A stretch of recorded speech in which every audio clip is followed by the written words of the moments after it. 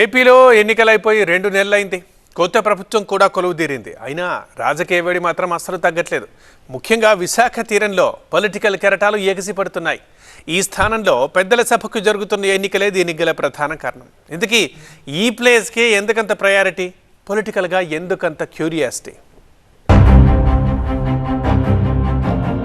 వేడెక్కుతున్న విశాఖ రాజకీయం. ఎమ్మెల్సీ ఎన్నిక కోసం పాలక ప్రతిపక్షాల ఎత్తుగడలు.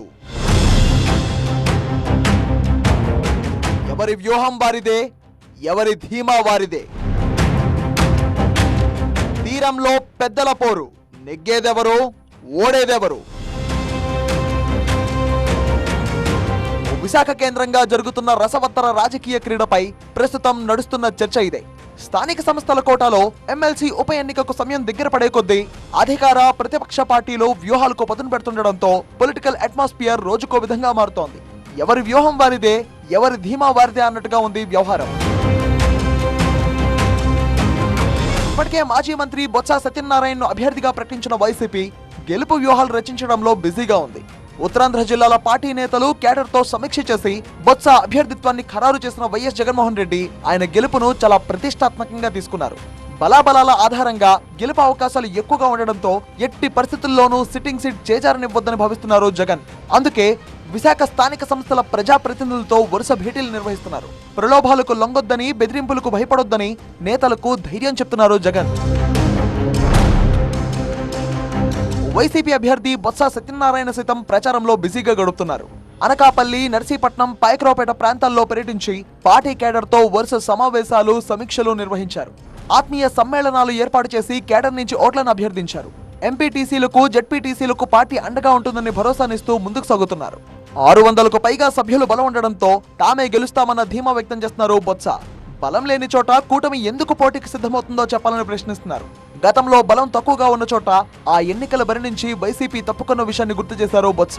రేపు ఎన్నికల్లో అందరూ జగన్మోహన్ రెడ్డి గారు ఏదైతే నిర్దేశించారో దాన్ని అందరం కూడా ఎన్నికల్లో విజయం చేకూర్చాలనే మాటని అందరూ రిక్వెస్ట్ చేస్తాం. అందరూ కూడా ఒకే మాట ఉంటామని చెప్పారు.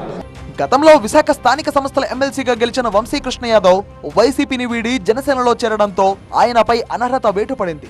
ఆ తర్వాత వంశీకృష్ణ అసెంబ్లీ ఎన్నికల్లో విశాఖ దక్షిణం నుంచి జనసేన అభ్యర్థిగా పోటీ చేసి గెలిచారు. దీంతో ఎమ్మెల్సీ స్థానానికి ఉప ఎన్నిక అనివార్యమైంది. అయితే స్థానిక సంస్థల కోటాలో ఉమ్మడి విశాఖ జిల్లా వ్యాప్తంగా 838 ఓట్లు ఉండగా అందులో 636 ఎంపీటీసీలు, 36 జెడ్పీటీసీలు, 97 మంది కార్పొరేటర్లు, 53 మంది కౌన్సిలర్లు, 16 మంది ఎక్స్ అఫీషియో మెంబర్లు ఉన్నారు. ఇందులో వైసీపీకి 600 మంది సభ్యుల బలం ఉంది. దీంతో గతంలో మాదిరే ఈ దఫా కూడా గెలుపు ఖాయంగా భావిస్తోంది ఫ్యాన్ పార్టీ. రాష్ట్రంలో అఖండ మెజారిటీ జోరు మీదున్న ఎన్డీఏ కూటమి స్థానిక కోట ఎమ్మెల్సీ ఎన్నికల్లో సత్తా చాటాలను భావిస్తున్నట్టు తెలుస్తోంది. ఇప్పటికే జీవీఎంసీ స్టాండింగ్ కమిటీ ఎన్నికల్లో 10కి 10 స్థానాలు గెలిచి వైసీపీకి ఝలక్కిచ్చిన కూటమి ఇప్పుడు అదే స్థాయిలో ఎమ్మెల్సీ ఎన్నికల్లోనూ షాక్ ఇచ్చేందుకు రెడీ అవుతోంది అనే ప్రచారం రాజకీయ వర్గాల్లో జోరుగా జరుగుతోంది. వైసీపీలో అసంతృప్తిగా ఉన్న కార్పొరేటర్లను తమ వైపు లాగేసిన కూటమి ఎమ్మెల్యేలు జీవీఎంసీ స్టాండింగ్ కమిటీ ఎన్నికల్లో ఆ పార్టీ అభ్యర్థులను కోలుకోలేని దెబ్బతీశారు. అంతకుముందే అధినేత జగన్ పిలిచి మాట్లాడినా, ధైర్యం చెప్పినా వినని కార్పొరేటర్లు భారీగా క్రాస్ ఓటింగ్ కు పాల్పడ్డారు. దీంతో ఎమ్మెల్సీ ఎన్నికల్లోనూ అదే పంథాలో కూటమి విజయం సాధిస్తోంది అనే ప్రచారం జోరందుకున్న వేళ వైసీపీ హైకమాండ్ అలర్ట్ అయింది. ప్రలోభాలకు గురి కాకుండా తమ సభ్యులను క్యాంపులకు పంపింది. కూటమి ఎన్నికల్లో గెలవడానికి ఉన్న వాళ్ళ బలం ఏంటో చెప్పమనండి. అంటే అధికార బలంతో రాష్ట్రంలో అధికారంలో ఉన్నాం కాబట్టి మేము ఏదైనా చేసినా చెల్లుబాటు అవుతుందనే ఒక మొండి ధైర్యం, నమ్మకం తప్ప ఈ ఎన్నికల్లో వాళ్ళ బలం ఏంటో చెప్పమనండి. 850 మంది ఓటర్లు ఉన్న దగ్గర 650 మంది పైచిలుకు ఓటర్లు వైఎస్ఆర్ పార్టీ బీఫామ్ మీద గెలిచిన వాళ్ళు ఉంటే మీరు ఏ ధైర్యంతో, లేకపోతే ఏ విధంగా మీరు ప్రలోభ పెట్టి గెలవాలనుకుంటున్నారని అడుగుతున్నాను నేను సూటిగా. ప్రతిపక్ష వైసీపీ క్యాంపు రాజకీయాలకు తెరలేపడంతో విశాఖ ఎమ్మెల్సీ ఎన్నిక పోలింగ్ కు ముందే ఆసక్తికరంగా మారింది. అయితే కూటమి మాత్రం ఈ ఉప ఎన్నికకు సంబంధించిన అభ్యర్థిని ప్రకటించకపోవడం చర్చనీయాంశం అవుతోంది. ఉమ్మడి జిల్లాలో పార్టీ బలాబలాలపై ఇప్పటికే ముఖ్యమంత్రి చంద్రబాబు నాయుడు పార్టీ నేతలతో చర్చించారు. నేతల అభిప్రాయాలు తెలుసుకున్నారు. అయితే ఎమ్మెల్సీ ఎన్నికల్లో కూటమి అభ్యర్థిత్వంపై ఇంకా తుది నిర్ణయం తీసుకోలేదు. అయితే జీవీఎంసీ స్టాండింగ్ కమిటీ ఎన్నికల మాదిరిగానే ఎమ్మెల్సీ పదవిని కూడా గెలుచుకుంటామని పలువురు కూటమి నేతలు చెప్తుండడం విశేషం. ఇప్పటికే కొంతమంది వైసీపీ సభ్యులు కూడా కూటమికి మద్దతు తెలుపుతున్నారని, ఖచ్చితంగా గెలిచి తీరుతామని ధీమా వ్యక్తం చేస్తున్నారు. స్థానిక సంస్థల ఎమ్మెల్సీ ఎన్నికలకు సంబంధించి వైసీపీతో పోలిస్తే కూటమికి తక్కువ ఓట్లు ఉన్నాయన్న విషయాన్ని చంద్రబాబు దృష్టికి తీసుకెళ్లారు నేతలు. దీంతో నేతలంతా మరోసారి కూర్చొని అభ్యర్థిపై తేల్చుకోవాలని అధినేత సూచించారు. క్షేత్రస్థాయిలో పరిస్థితిని తెలుసుకొని తనకు నివేదిక సమర్పించాలని ఆదేశించారు. ఈ బాధ్యతను చూసేందుకు ఏపీ టీడీపీ అధ్యక్షుడు పల్లా శ్రీనివాసరావు, హోంమంత్రి అనిత, ఎమ్మెల్యేలు ఘంటా శ్రీనివాసరావు, బండారు సత్యనారాయణమూర్తి, పంచకర్ల రమేష్ బాబు, విష్ణుకుమార్ రాజులతో ఒక కమిటీని ఏర్పాటు చేశారు. సరైన సమయంలో సరైన అభ్యర్థిని ప్రకటిస్తామంటున్నారు కూటమి నేతలు. పట్టభద్రుల ఎమ్మెల్సీ స్థానాన్ని వైసీపీ అధికారంలో ఉన్నప్పటికీ తాము గెలుచుకున్న విషయాన్ని గుర్తు చేశారు నేతలు. క్యాండిడేట్ని ముందే అనౌన్స్ చేయొచ్చు, అది ఒకటే క్రైటీరియా కాదు కదా.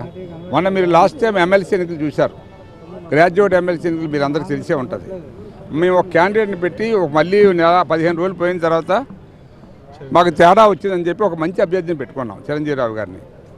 మరి ఈవేళ ఏమైంది, అది ఫలితాన్ని ఇచ్చింది. అట్లాగే ఈవేళ గాబరాగా పెట్టి అంత అవసరం లేదు. ఇంకా 13 దాకా టైం ఉంది.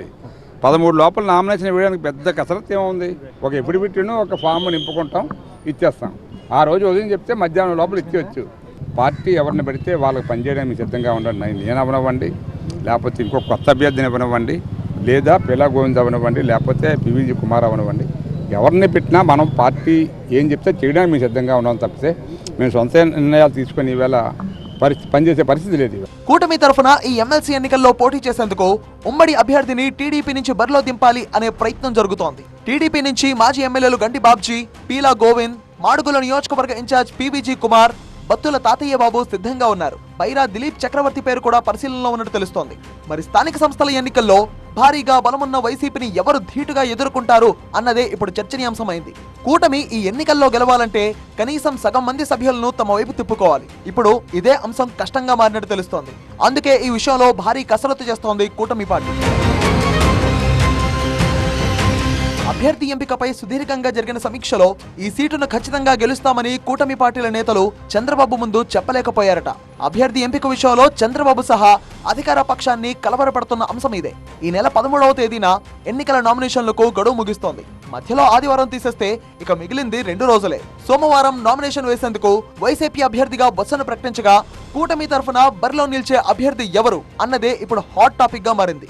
బలం లేని చోట పోటీకి దూరంగా ఉండే అంశాన్ని కూడా కూటమి పరిశీలిస్తోంది అన్న ముచ్చట ఇప్పుడు చర్చనీయాంశంగా మారింది. మరి కూటమి ఏ వ్యూహంతో ముందుకొస్తుందో చూడాలి మరి.